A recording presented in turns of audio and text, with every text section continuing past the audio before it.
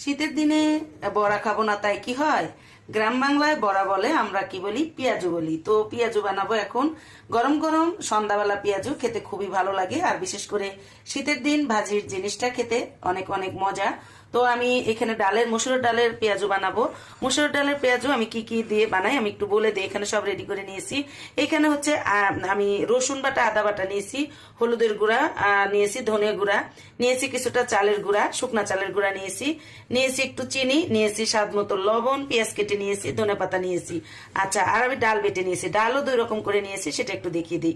এখানে হচ্ছে এই যে মসুরের ডাল কিছুটা আস্তা নিয়েছি, আর কিছুটা ডাল আমি বেটে নিয়েছি।